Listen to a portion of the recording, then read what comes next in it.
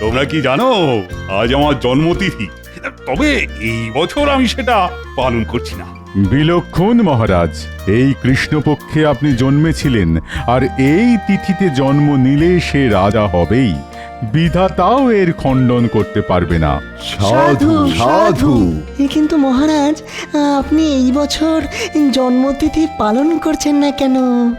এর কি কোনো বিশেষ কারণ আছে?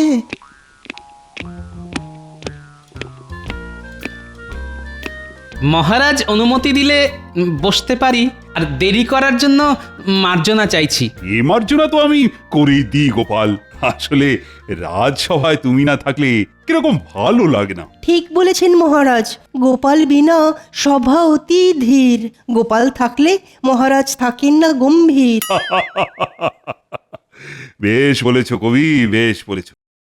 বিজ্ঞানী, তোমার কথার উত্তরে বলি, রাজকোষের অবস্থা ভালো নয়। তুমি জানো, মানে যদিও তোমার জানার কথা নয়, আমি শুধু আমার জন্মতিথি উপলক্ষ পালন না করে খরচের কিছু ওই সাশ্রয় করেছি মাত্র, আর সেটাও আমার রাজ্যের প্রজাদের কথাই ভেবে। রাজকোষের কথা আমাদের কারোরই জানার কথা নয় মহারাজ, সেটা তো একমাত্র খাজাঞ্চি বলতে পারেন। কিন্তু খাজাঞ্চি অসুস্থ জানিয়েছে, তাই সে আসতে পারবে না। মহারাজ অনুমতি দিলে একটা কথা বলতে পারি। নিশ্চিন্তে বলো গোপাল। খাজাঞ্চি অসুস্থ, বাড়িতে আছে, বিশ্রাম নিচ্ছে, খুব ভালো কথা। কিন্তু খাজাঞ্চির সাথে যার নীতি ওঠা বসা, যে রাজকোষের সব কথাই জানে, সে কেন গত 4 দিন ধরে রাজসভায় আসছে না, সেটা কি কেউ বলতে পারবে? তুমি মন্ত্রীর কথা বলছো, তাই তো গোপাল? আমার মনে হচ্ছে মন্ত্রী নিশ্চয়ই কোনো ফন্দি আঁটছে, না হলে আগে তো কখনো এরকম হয়নি যে মন্ত্রী 4 দিন ধরে আসছে না। কি বলছো কি গোপাল?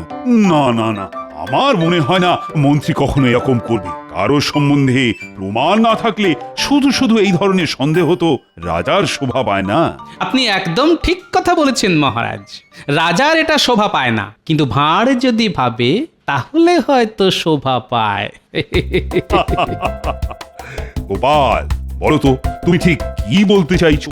আমি বলতে চাইছি মহারাজ, রক্ষীদের আপনি মন্ত্রীর বাড়ি পাঠান, ওরা দেখে এসে বলুক মন্ত্রী সত্যি অসুস্থ কিনা, না হলে বুঝবো আমি যা ধারণা করেছি তাই। তোমার আর মন্ত্রীর সম্পর্ক কেমন সেটা আমি খুব ভালো করেই জানি। যাই হোক, তুমি যখন বলছো, আমি এক্ষুনি মন্ত্রীর বাড়িতে 2 প্রহরীকে পাঠাচ্ছি। ওরা মন্ত্রীর খবর নিয়ে আসুক। প্রহরীগণ, প্রণাম মহারাজ। এক্ষুনি মন্ত্রী মশাইয়ের বাড়িতে গিয়ে খবর নিয়ে এসো। বলবে মহারাজ বিশেষ চিন্তায় আছেন যে কেন উনি আসছেন না। যথাজ্ঞা মহারাজ। আমার মন্ত্রীকে বিশ্বাস হয় না। ওই পাজি মন্ত্রী যে কোনো সময় যে কোনো কিছু করে ফেলতে পারে।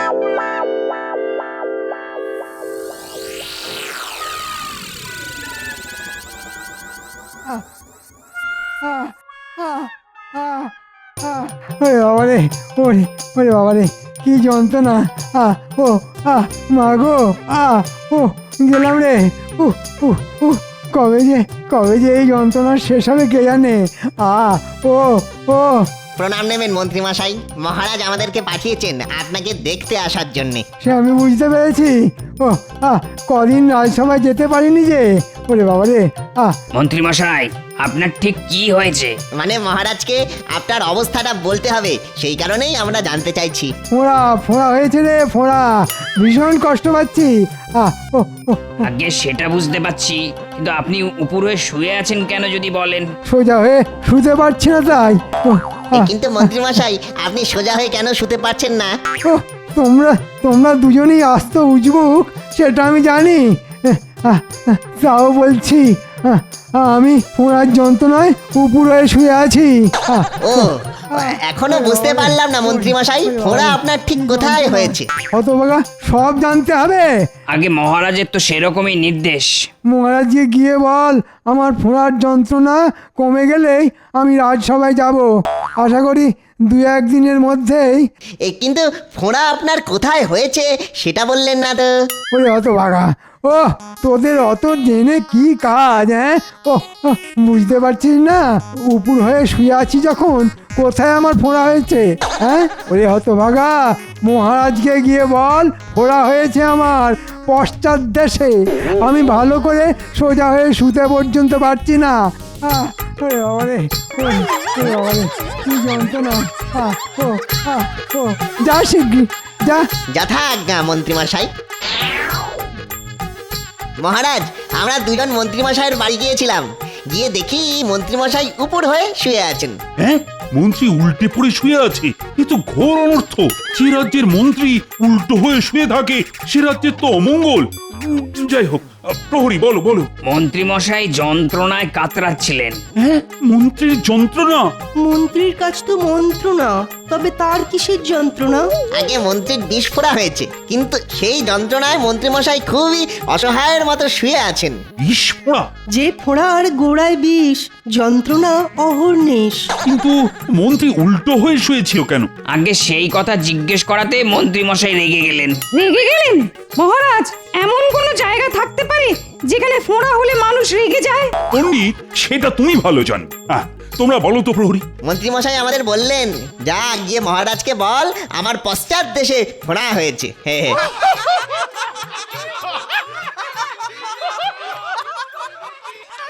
ঠিক আছে প্রহরী, ঠিক আছে, তোমরা এখন আসতে পারো। যথা আজ্ঞা মহারাজ।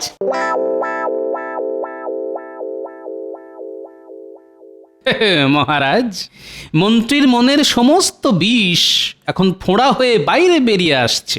গোপাল, এখন এসব কথা বলার সময় নয়, আমাদের এক্ষুনি সবার মন্ত্রীকে দেখতে যাওয়া দরকার। রাজবৈদ্য এখন বিদেশে, তাহলে মন্ত্রীর চিকিৎসা কে করবে? আগে দেখি মন্ত্রীর কি অবস্থা, তারপর বৈদ্যর ব্যাপারে ভাবা যাবে। এখন চলো চলো তো সবাই।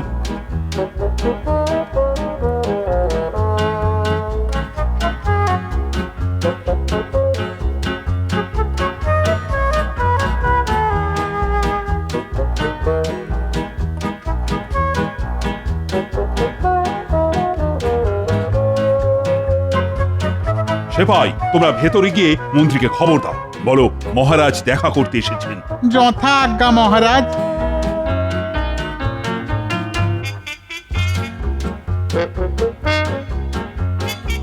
আপনারা মার্জনা করবেন, কিন্তু মহারাজের নির্দেশে আমরা এসেছি। বাইরে মহারাজ অপেক্ষা করতেন, তিনি মন্ত্রী মশাইকে তো দেখতে এসেছেন। তাই আমি এক্ষুনি মহারাজকে অভ্যর্থনা করে ভেতরে নিয়ে আসছি।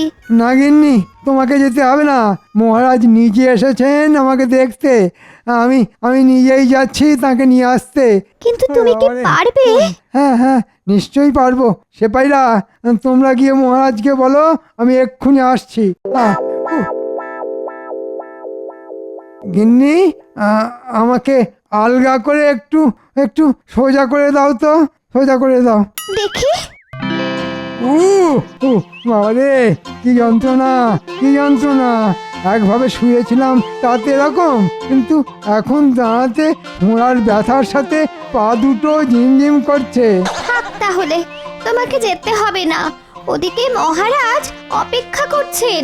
না না, আমি আমি পারবো, চিন্তা করো না, চিন্তা করো না।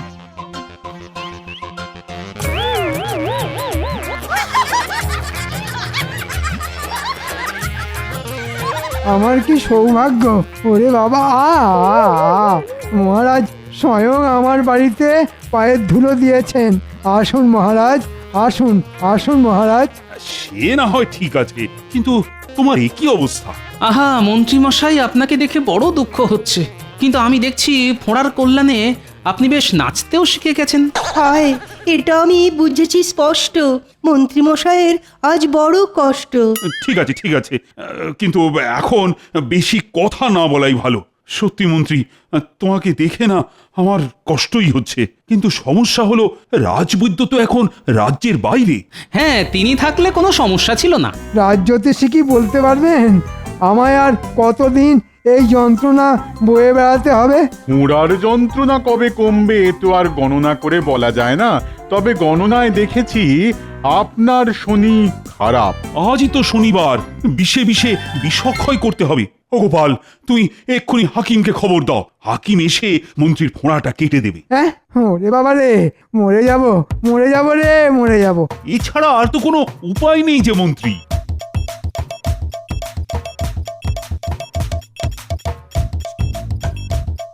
মন্ত্রীর হলো ফোঁড়া, আর এখন আমাকে ছুটে যেতে হচ্ছে হাকিমের বাড়ি। কিন্তু হাকিম কি বেঁচে আছে? বহুকাল আগে দেখেছিলাম, তখনই সে বুড়ো। এখন যদি সে বেঁচে না থাকে,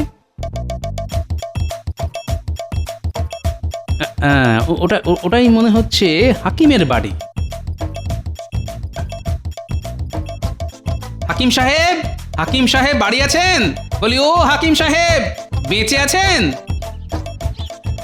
কে? কেমন আছেন হাকিম সাহেব? কে তুমি? চিনতে পারলাম না তো। আমি গোপাল, গোপাল ভাঁড়, মহারাজের বেতন করা ভাঁড়। গোশাল? গোশালা যেতে চাও, এখানে এসেছো কেন বাপু? সর্বনাশ, এই যে দেখছি কানে কিছুই শোনে না। ফোঁড়া কাটতে হবে। কি কি গোড়াতে, কি গোড়াতে কি হবে? ফোঁড়া, ফোঁড়া কাটতে হবে। ও, গোশালায় ফোঁড়া কাটতে হবে? কোন গরুর কি হলো বাবা? আপনি এখন চলুন, পারবেন তো? না না, মারবো না।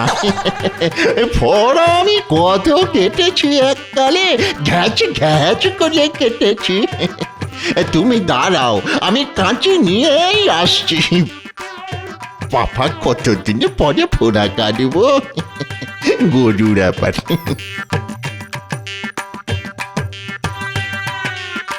এই কাঁচি দিয়ে সব গরু ঘোড়ার ফোঁড়া কেটে দেওয়া যায়, একেবারে ঘ্যাচ ঘ্যাচ করে। এই বাড়িতে তোমার গরু আছে? গরু না, মানুষ, মানুষের ফোঁড়া। যার খুশি ফোঁড়া হোক, ফোঁড়া দেখলেই আমি কেটে দেব।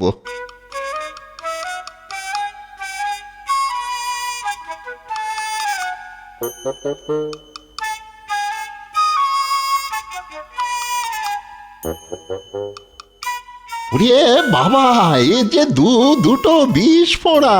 আমি একটা আগে কাটি, চিন্তা নেই, কাঁচি দিয়ে কচ কচ করে কেটে দেব। ওরে বাবা রে, ও হাকিম সাহেব, একটু আস্তে করে কাটবেন। হ্যাঁ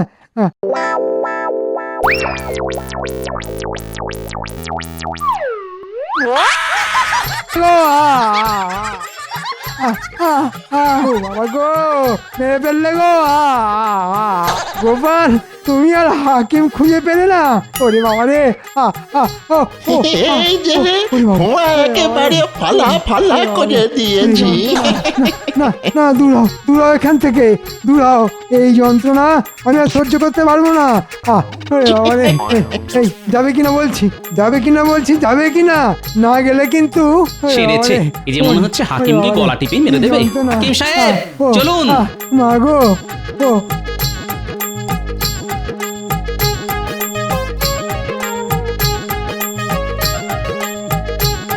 কচ কচ ঘচ ঘচ, কত ফোঁড়া আছে বলো, সব কেটে দেব। আমি ফোঁড়া কাটার ওস্তাদ।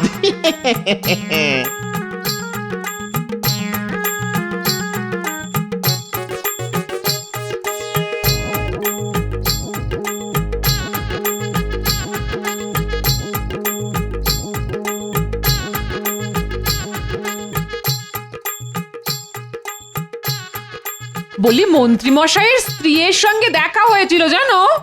তাই নাকি? আমাকে বললো মন্ত্রী মশাই নাকি খুব ভয় পাচ্ছে জানো। ওই তুমি হাকিমকে নিয়ে আবার ওনার আরেকটা ফোঁড়া কাটাতে যাবে। কাটাতে দিলে তো বাবা, একটা কাটতেই ওনার যা চোট।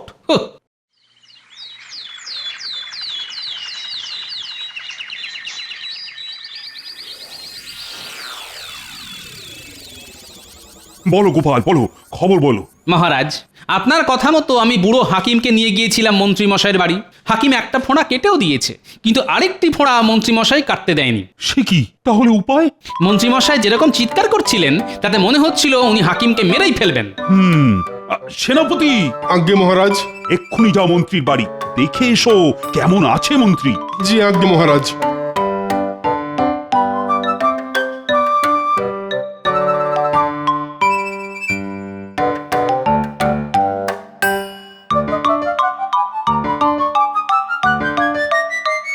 দেখেছো গিন্নি, কটা দিন রাজসভায় না গেলে সবাই কিরকম চোখে অন্ধকার দেখে। আমাকে ছাড়া যে মহারাজের কোনো গতি নেই সেটা আমি জানি। কিন্তু মন্ত্রী মশাই, মহারাজকে আমি কি বলবো? কি আর বলবে, আমার একটা ফোঁড়া কেটে দিয়েছে, আর একটা ফোঁড়া কাটার দরকার নেই। আমি কাল রাজসভায় যাব, একটা ফোঁড়া নিয়েই যেতে পারবো। যথা আজ্ঞা মন্ত্রী মশাই, আমি মহারাজকে এক্ষুনি সেই সংবাদই জানাচ্ছি। সব ওই শয়তান গোপালের জন্যে। ওই ইচ্ছে করে একটা বুড়ো হাকিমকে এনেছে, বেটা কানে শোনে না। আমি যন্ত্রণায় চিৎকার করলেও খালি বলে চলেছে কচকচ ঘচ ঘচ। আমি ওই গোপালকে ছাড়বো না। তুমি যাও গিন্নি, বটতলার পাশে দেখবে বটা আর ঘটাকে, ওদের আমার চাই চাই। মন্ত্রী তোমাকে এই কথা বললো সেনাপতি? হ্যাঁ মহারাজ, মন্ত্রীমশাই কষ্ট করে হলেও কাল রাজসভায় আসবেন বলেছেন। বাহ বাহ বাহ, এ তো খুব ভালো খবর। বাহ বাহ বাহ, একটা ফোঁড়া কাটতেই মন্ত্রী অনেক সুস্থ হয়ে গেছে। বাহ বাহ। কিন্তু মহারাজ, আমাদের মন্ত্রীমশাইয়ের জন্য ভালো বসার ব্যবস্থা করতে হবে। রাজসভা চলাকালীন মন্ত্রীমশাই অতক্ষণ দাঁড়িয়ে থাকতে পারবেন না। ঠিক বলেছ গোপাল, ঠিক। এক্ষুনি একটা ভালো বসার জায়গা করতে হবে মন্ত্রীর জন্য। জঙ্গলে যা, বাবলা গাছের কাঁটা তোল আর গোপালের সিংহাসনের গদিতে রেখে দে। গোপালের কথা ভেবেই হাসি পাচ্ছে। না হেসে কাজটা মন দিয়ে কর। কিন্তু মন্ত্রী মশাই, আমরা রাজসভায় ঢুকবো কি করে? দুজনের দুটো কান আমার মুখের সামনে নিয়ে আয়, সব বলবো ফিস ফিস করে। দেওয়ালেরও কান আছে, হ্যাঁ।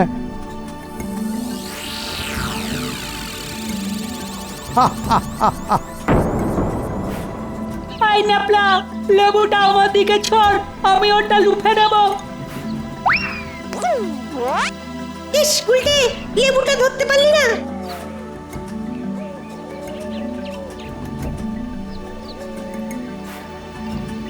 তুই এমন জোরে ছুড়লি, আমি ভালো করে তো দেখতেই পেলাম না। এখন এই জঙ্গলে কোথায় খুঁজবো?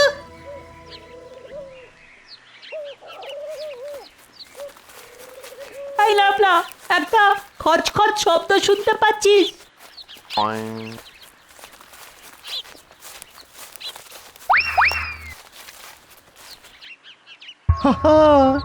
প্রচুর কাঁটা।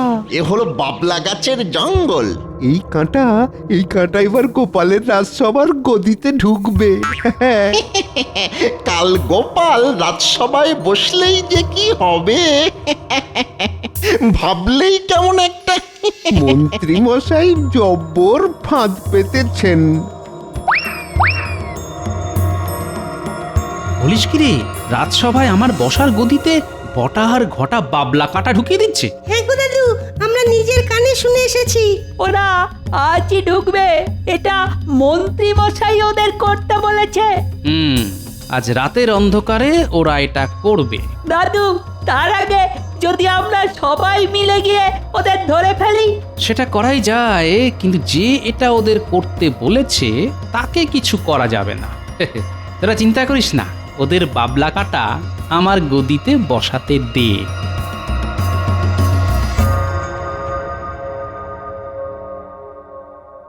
কি প্রহরী, তোমার ছুটি নেই? মন্ত্রী মশাই সুস্থ হয়ে গেছে বলে সবাই কিরকম আনন্দ করছে বাইরে, দেখো। ভালো খাবারের ব্যবস্থা আছে। হ্যাঁ। আহা, যেতে তো বড় ইচ্ছে করছে, কিন্তু আমাদের তো পাহারা দেওয়ার কাজ। আরে চিন্তা করছো কেন?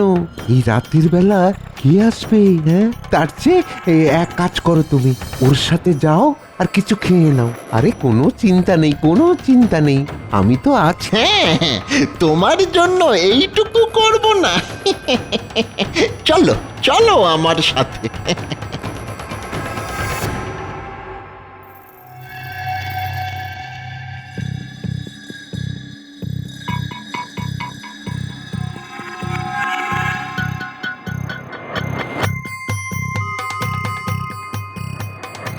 বাহ, এই যে মেঘ না চাইতেই জল, দরজাতে প্রহরীও নেই দেখছি। যাক, কাজ সেরে ফেলেছি। হ্যাঁ, এবারে পালাই। বুঝেছি, প্রহরীকে এরা কোনোভাবে হাত করেছে। যাক, আমার সুবিধেই হলো। ঘুঘু দেখেছে, এবার আমি ফাঁদ দেখাবো।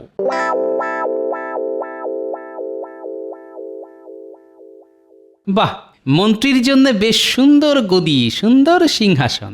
আমার গদিটাও সুন্দর, তবে কাল আমি মন্ত্রীর গদিতে বসবো।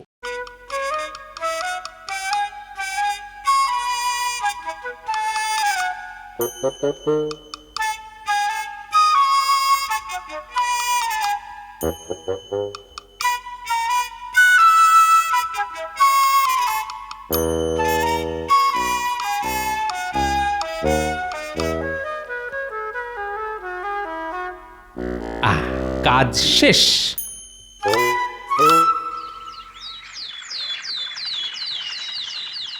মন্ত্রী, তুমি তো এখন অনেক সুস্থ, কি তাই তো? আগে হ্যাঁ মহারাজ। তোমাকে রাজসভায় দেখে না বড়ই খুশি হলাম। গোপাল এখনো আসেনি। গোপাল যে কখন আসবে সেই আশাতেই আছি। এ কি মন্ত্রী, তুমি দাঁড়িয়ে কেন? এই দেখো, তোমার জন্য সুন্দর বসবার ব্যবস্থা করা হয়েছে। তোমাকে আজ দাঁড়িয়ে থাকতে হবে না। আগে মহারাজ, সবই আপনার ইচ্ছে। হ্যাঁ, বসো মন্ত্রী, বসো, বসে পড়ো।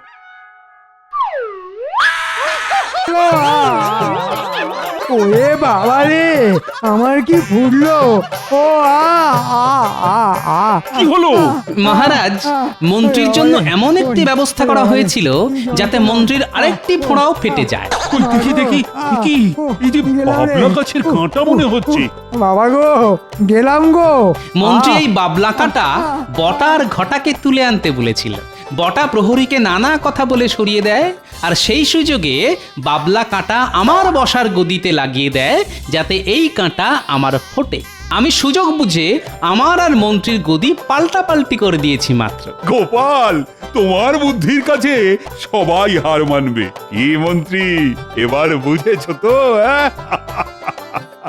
যাক, এবার তুমি পুরো সুস্থ হবে, আর তোমাকে দাঁড়িয়েই থাকতে হবে।